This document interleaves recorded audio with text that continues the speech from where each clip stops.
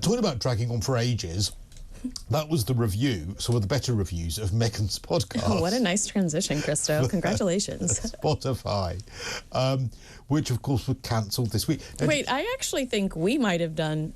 Cristo and I, during the commercial breaks, have been talking about how poor we've done on our podcast, Yes. Majesty, which is available wherever you listen to podcasts and conveniently produced through Spotify. But we were talking about how bad we are, but realistically, I think we might have done more podcast episodes than Meghan Markle. And had more of an audience. We've created more content. Did you see? I'm looking it up because my phone isn't coming up with it. Are you talking about Bill Simmons' comments, the Spotify executive who said that they were grifters and lazy? I think he was a Spotify... He's a Spotify executive in the sports department and in the content developing department. And he had a meeting with Prince Harry over Zoom to try to flesh out some ideas. Because if you remember, originally we were pitched that Harry and Meghan were going to be doing a podcast together for Spotify. And multiple seasons of different projects. Yeah. It was supposed to be producing different content. The very first thing they produced was a very awkward and cringe Christmas special with Tyler Perry and Elton John. And so that happened, and then we got this like total 180 that Meghan was going to be doing a podcast by herself. So apparently within that time frame, the Spotify executive Bill, who just FYI doesn't tip the Uber delivery people. I know for a fact. Oh, this is Bill Simmons, who is a sportscaster, who's also head of Spotify's international sports content. So he had a meeting with Harry about trying to come up with some sort of sports podcast or something? A creative, it was a creative brainstorming session. And he said, basically he hinted that Harry did not bring a lot to the table, left a lot to be desired. And he did say, well, if you get a couple of drinks in him, he'll be willing to share that story. I'm curious to see if Spotify shuts him down, because Spotify did approve a statement that went out when the news broke that Harry and Meghan were parting ways with Spotify mutually. But I've made this argument before, and you and I've got Majesty and I've got To Die For Daily. There are multiple ways to monetize a podcast on Spotify. If Meghan wanted to save face, she could have utilized one of those opportunities. She could have created a subscription-based service so her fans would pay $1, $5. She could have pursued her own sponsor, called up, Maybelline, a lip gloss company, whatever, and said, Dior. Wink, wink. That's an interesting leak. But there are multiple ways she could have continued on with the podcast. The reason why I think that they were terminated, aside from what Bill said, is because they're no longer working together. And Spotify's the #1 podcast and production company in the States. Bill Simmons, on his own podcast, said that the podcast that Harry and Meghan should have presented should have been called the Effing Grifters. Family show. Yeah. He didn't use effing, he used the actual word. That's the podcast we should have launched with them. And that, I don't know, do you have the word grifters here? Yeah, grifters means that you're basically just someone who is a fraud. Yeah. But also, of course, on a more serious note, if you were one of the Spotify production podcast team that was fired last week, made redundant because it wasn't making any money, and you then... 200 people lost their jobs 200 people got fired from Spotify, and then a week later they say, actually, you know what, we're not going to be giving any more money to Harry and Meghan. You'd probably be sat there saying, well, hang on, how many salaries would that 20 million have paid? But they are not getting that money in full because they did not deliver the content that they were contractually obligated to deliver. That's so hilarious. So for the deal, which was supposed to be worth about $20 million, how much have they got of it, we don't know, actually delivered 13 hours of content over the course of 3 years. Oh my gosh. We've definitely done 13 hours of content. Yeah. Which is unbelievable. Well, remember that Archwell report that came out not too long ago that said they work 1 hour a week? It's like confirmed. 1 hour a week. Unbelievable. Are they just... Is it as well, partly, and you know that I'm obsessed with the fact that Harry is immensely stupid and not very intelligent. It's one of your favorite topics, yes. It's true because, you know, and as I said, what I think Harry and many of the royals have is what I call regal dementia. And that is would be a good podcast name. That is a good podcast name, regal dementia. And that is because do you know what digital dementia is? Yeah. You know, if you've used your phone from a really young age, it means you don't develop the neural pathways in order to be able to solve problems and do things for yourself when you're older, which is why when you're of a generation before smartphones came in, you know, you're able to read maps more easily. You're able to do mental arithmetic more easily. You're able to problem solve more easily because you had to.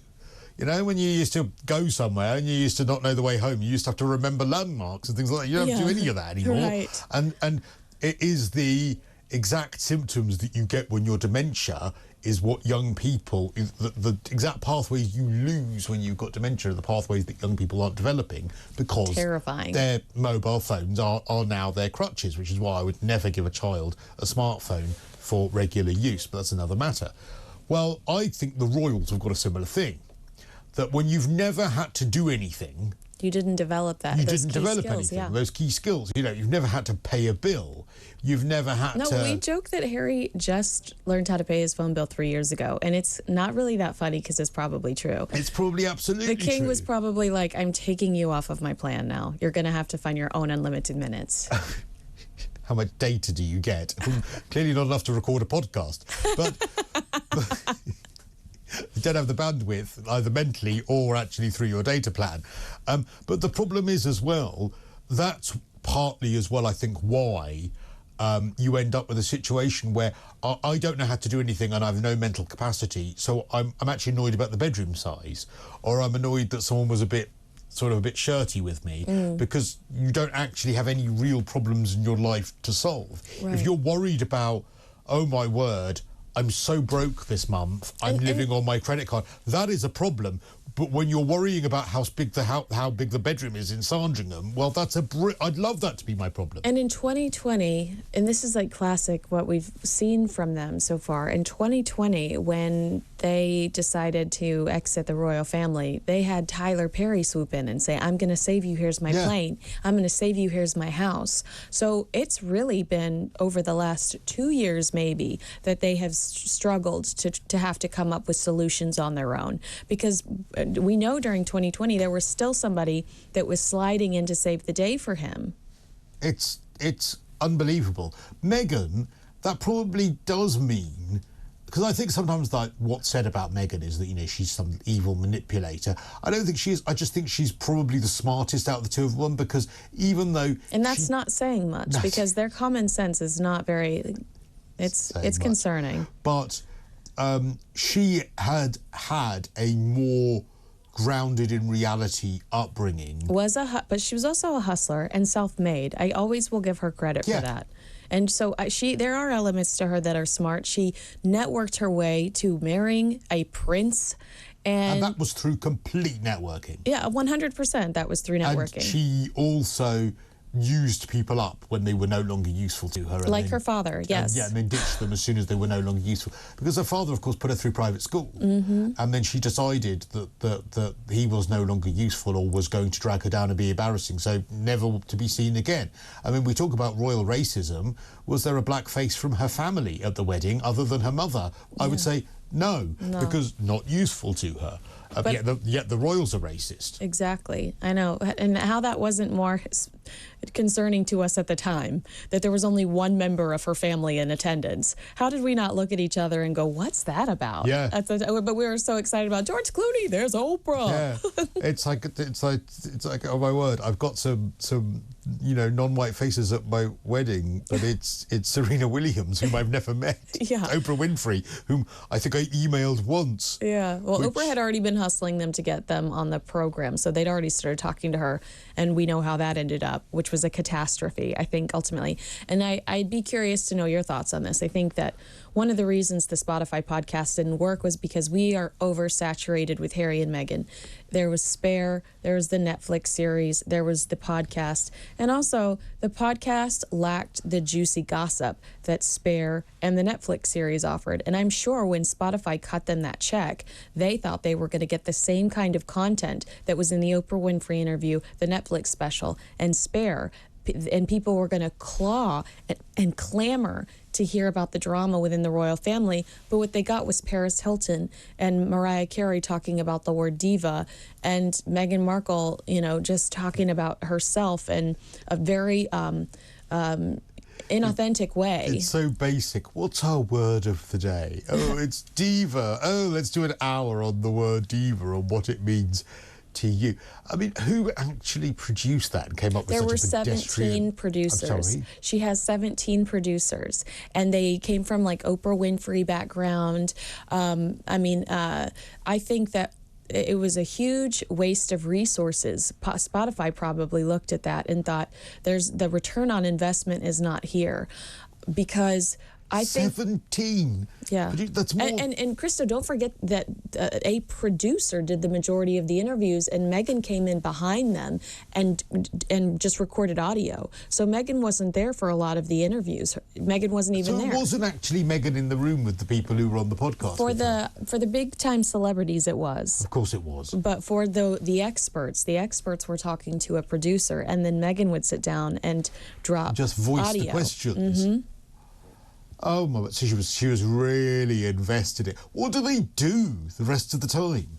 They work 1 hour a week. Yeah, what do they do though the rest of the week? I think Meghan gets a spray tan or two every once in a while, based on some of the pictures I've seen recently. Racism. But no, she does. She's very orange. I get them too. Good, good for her. Oh, here we go. She's going to be mentioned in an Oprah interview soon. Then that Kinsey. Well, what colour am I?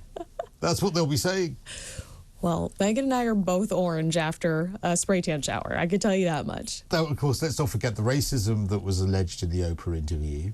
And that they flat out denied making in the Tom Bradby interview. Yeah. And how strange they didn't put out a denial. Yep. They love a denial statement when it comes to like something inaccurate written about them. But when it comes to accusing the entire royal institution of racism, no denial then.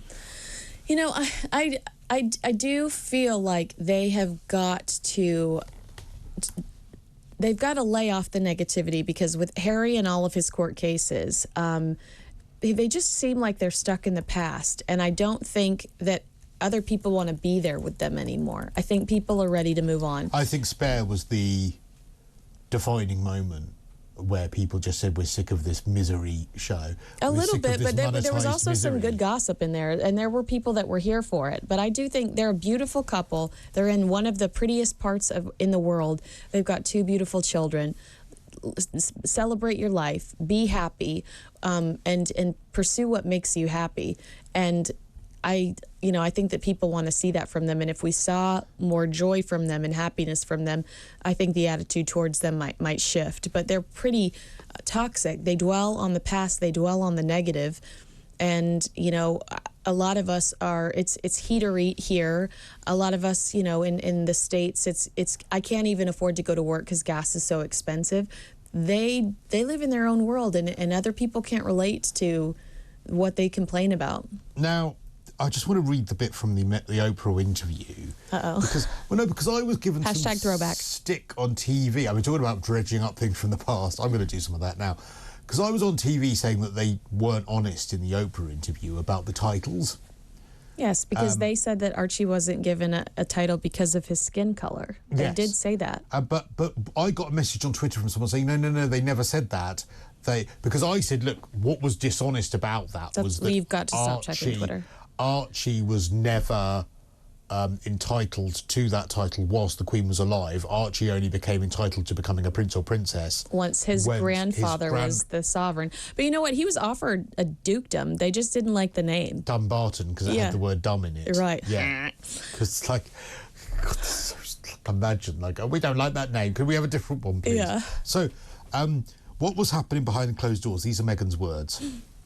We knew I was pregnant. We now know it's Archie, and it was a boy. We didn't know any of that at the time. We can just talk about it as Archie now. And that was that when they were saying they didn't want him to be a prince or princess, not knowing what the gender would be, which would be different from protocol, and that he wasn't going to receive security. Oprah says, what do you mean? He wasn't going to receive security. This went on for the last 3 months of our pregnancy. That's your son, says Oprah. And Harry, Prince Harry's son, was not going to receive security. That's right. How does it work? Meghan says, how does it work? It's like, no. Because if he's not going to be a prince, it's like, okay, well, he needs to be safe. So we're not saying don't make him a prince or princess or whatever it's going to be. But if you're saying the title is what's going to affect their protection, we haven't created this monster machine around us in terms of clickbait and tabloid fodder. But she was calling tabloids leading up to her relationship with Harry. Still, she was, or not tabloids, but paparazzi trying to get her photo. So that right there is not even an honest statement. Absolutely.